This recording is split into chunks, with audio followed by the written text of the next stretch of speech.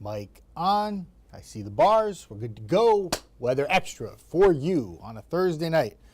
Hope everybody is well. Sweating a little bit today. It was hot, yeah.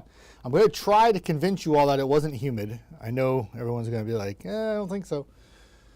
Dew point temperatures is how we gauge how humid it's going to be outside. And if it's 70 or higher, it's usually really oppressive. So like when you go outside in July and August and it's 90 or 93 or 92 or 94 like it was today for parts of the area, it's really humid and it feels like 101, 102, and it's just gross, right? Real heavy air. Today it was 92, 93, 94, but the dew points were like in the 50s. And it really wasn't all that humid. And you know when you can really notice it is if you were out and about this evening, went home for a little bit, had dinner, sat in the patio for a moment, and once the sun went down, it actually felt pretty good outside. I know, it's kind of weird, but you can be hot during the day, but you can still have some pleasant nights this time of year, and that's what September and October do for the Tennessee Valley. It's hard to shake 90-degree temperatures because you can still have them, but you don't usually have the oppressive humidity to go along with it. I know the other day it was a little bit more humid. I think it was when I came in on Wednesday. It was a little more humid. Even that, though, the dew points were like in the mid-60s. That's not really all that bad. So a lot of hot in the forecast for tomorrow, Saturday, Sunday, and even into early next week when the calendar flips to fall, but not real humid, gross stuff. So I know many of you want it to feel like fall's around the corner, but probably not a more consistent fall feel until we get into October, and that's usually how it works in the Tennessee Valley. Decatur right now, beautiful look.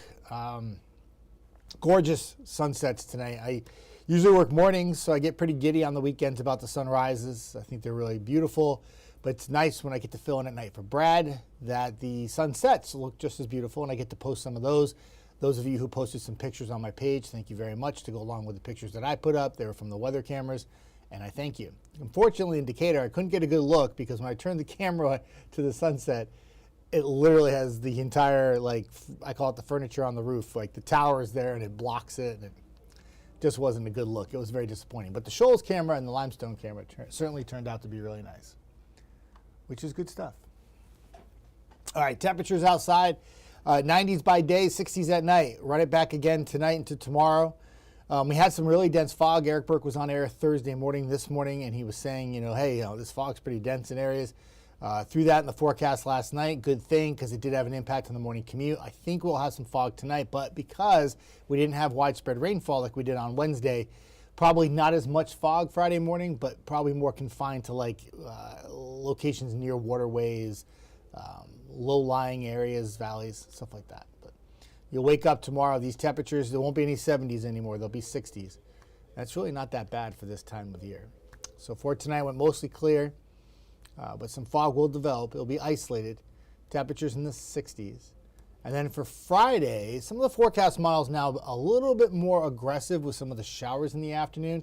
This is not a widespread rain event on Friday.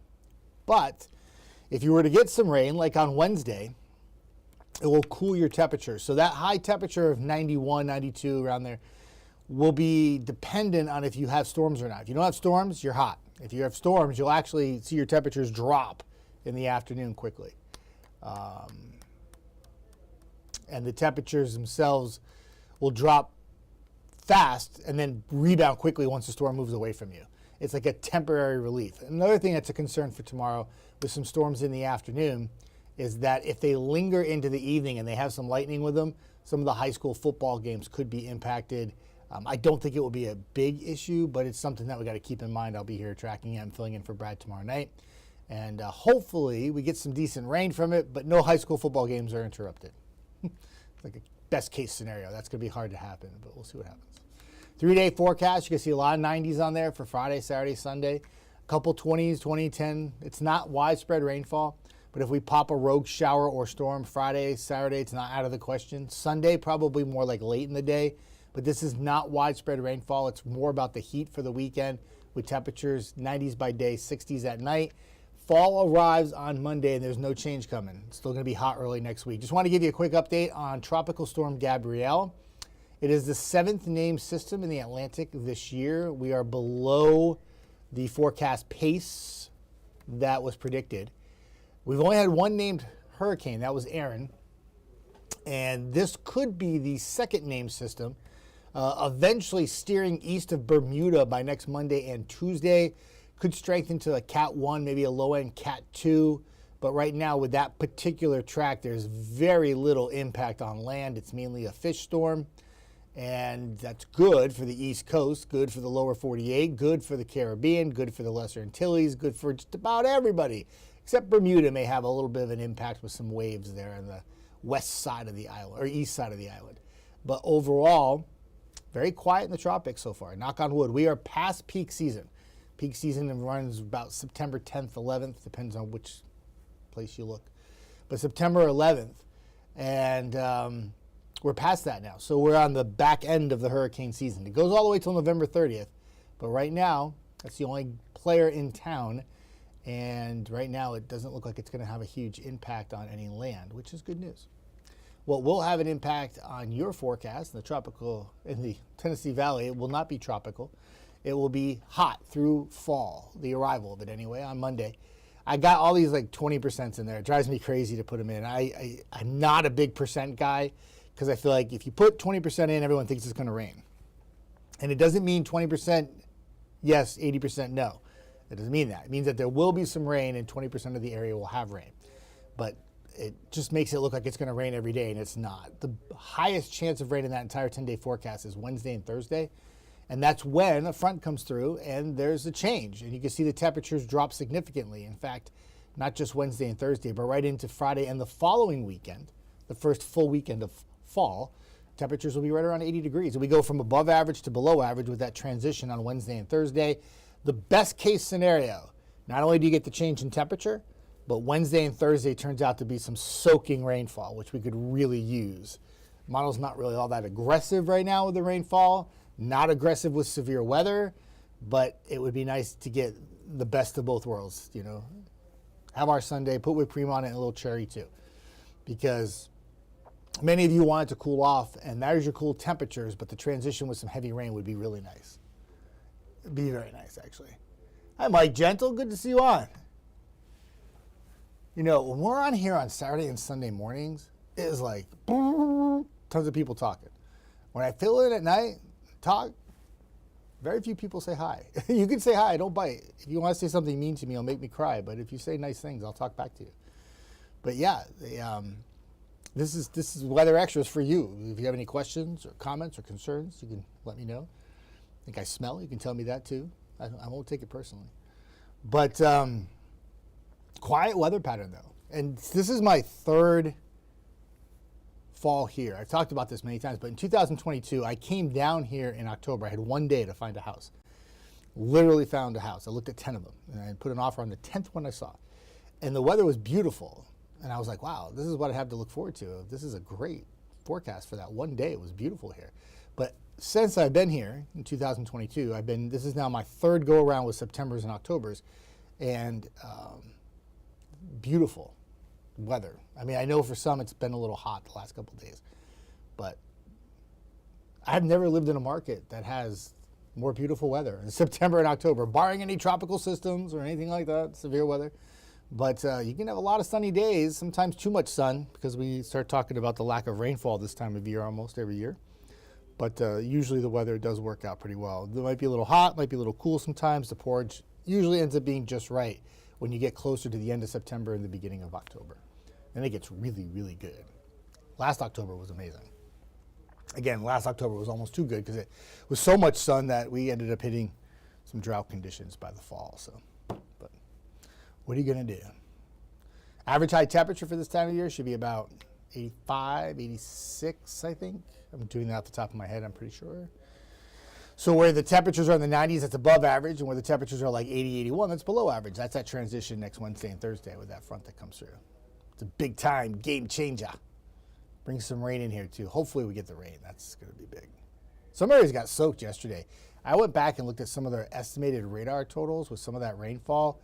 Huntsville, it poured here at the station. We had small hail. There was some wind damage too. Wind down, a tree down near Zert Road by one of the schools over there. But overall, not enough people got rain. But some areas got pretty soaked. So I can actually see comments actually on my Facebook page, on my personal page. And I see Bob on. He says, check your messenger. I have to chat with you. Okay, I'll do that. Steven says, Bills, Dolphins, who you got? I was watching the game. I just needed Kincaid to catch like 20 yards, and he did that already. But I need the Dolphins kicker to kick 2 field goals. And they haven't kicked any field goals in the game last I checked. I was watching it for a while. But spread on that game was like 12 or something like that. Dolphins made it close in the first half, but they haven't moved the ball in the second half, though. Last I checked.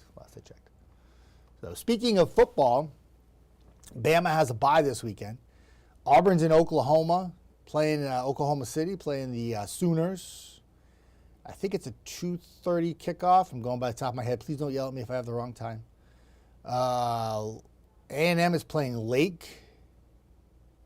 I think that's what the college is. 6 o'clock. And UNA, I do believe, is in Illinois State this weekend. So Bama with a bye, getting ready for Georgia the following weekend, I do believe. And my Titans on Sunday are at home against the Colts. Ay caramba. Still not going to win. Not going to be pretty for sure. All right, 9:42. 10 o'clock newscast coming up. We got you. Carl's here, Nick's here, I'm here.